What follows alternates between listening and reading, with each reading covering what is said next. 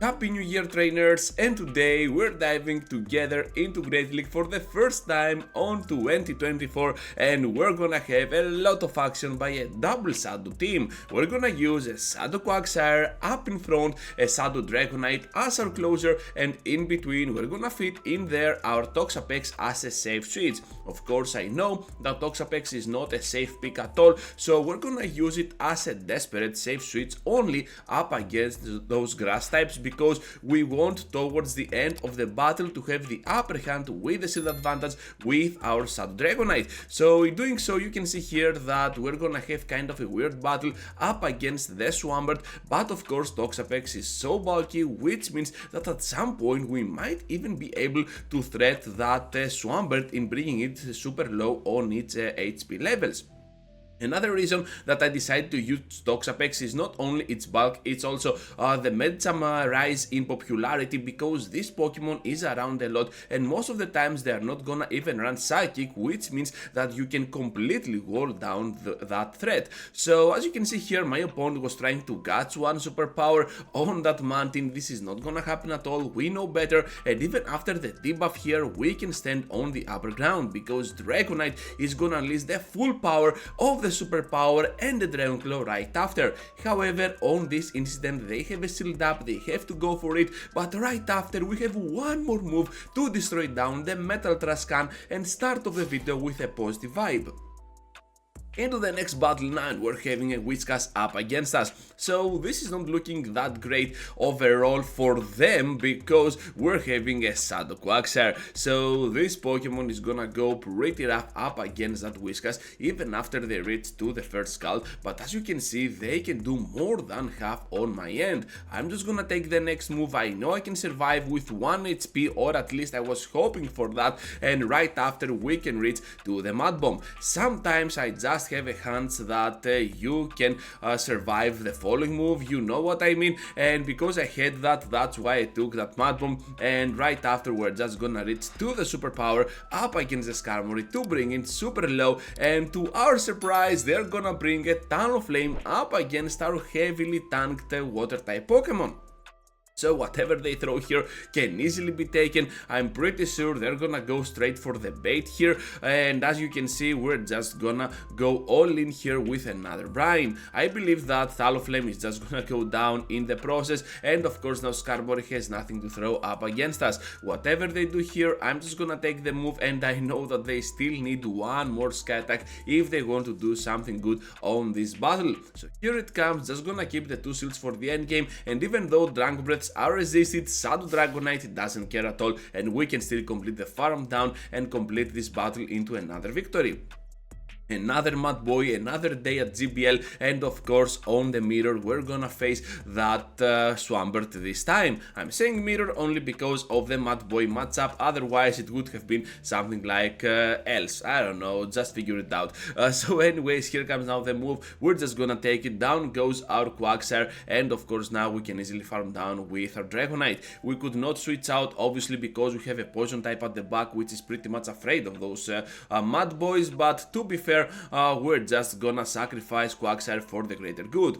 Most opponents are not gonna expect Toxapex at all, and what did I tell you before, a lot of trainers are using Medichams on their backline, and here it comes, the Ice Punch, which we can easily catch on our Pokemon. This trainer will try to charge up a little bit of that lost energy back into their moveset and arsenal. So here comes now their final Pokemon, which is Lickitung, and we can definitely get our hands on the Sludge Wave for massive damage on their end. Those Body Slams are never gonna be enough to finish us off, but in combination with those leaks we might get pretty low. Here comes now another move, and I'm getting pretty close to another Brine, I mean a double Brine right here. So here comes the first one and another one to finish off Medicham, which I think they are not gonna even block if I remember correctly. Yeah, down they go, because they know that I still have Dragonite and that could have been a win anyways.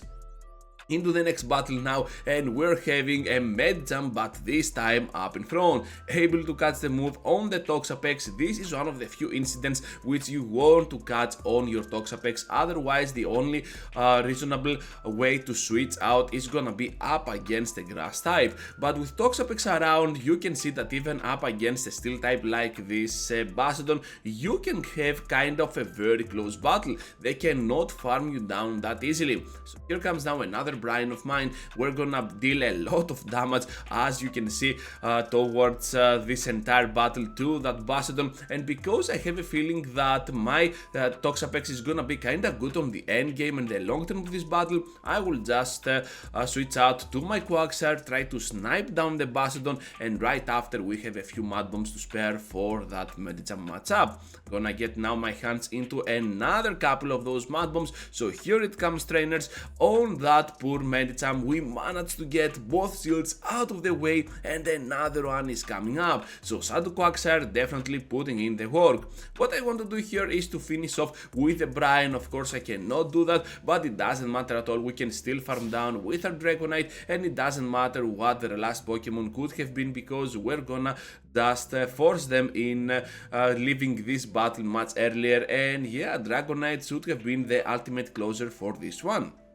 Most probably they could have had something like a Shadow Victreebel because of the usual Grassol team that people are having with Victreebel, Medicham and Bastiodon. Enough about that Grassol team. Let's see now what we have up into the next one, because we're facing a Mantine once again on this video. This time Ice Beam is just gonna take us out, and of course we have the perfect response for this Pokemon. They managed to switch out to their Jellicent, so they have a team which kinda not makes sense. They're getting pretty weak up in front, especially against a Lantern. So let's see how this is gonna unfold, because we might have no Lantern at all, but still our Dragonite is just gonna put in the work here with those Dragon Claws, able to get the shield and the knockout against Jellicent, catching them off guard. Perhaps they had no clue about how much energy we had on our Dragon type Pokemon, and now at the back they have a Gligar. You know what? The outcome is not settled yet, but still we're standing on the higher ground. I'm trying to reach here to the Dragon Claw. Unfortunately I cannot. I miscalculated things, but still, even if they hit us with a dig, we're still there on the Brian, and we can definitely grab this victory. So you can see that this team might not have a lot of bulk, but Toxapex on its own is just gonna be enough on that matter. So another weird battle up against a Jellicent, this time up in front, and we're having a few of those Mud Bombs to threat this Pokemon with. I'm just gonna take the first move. It might be just a Surf, but look at that. It is the Shadow Ball. Big damage output on my end, and unfortunately for me now, we need to stay in a little bit longer with a Mud Bomb, and perhaps I can catch the Surf on my Toxapex. Let's see here. I doubt we can do that. Another Shadow Ball is coming off. They saw my switch from miles away.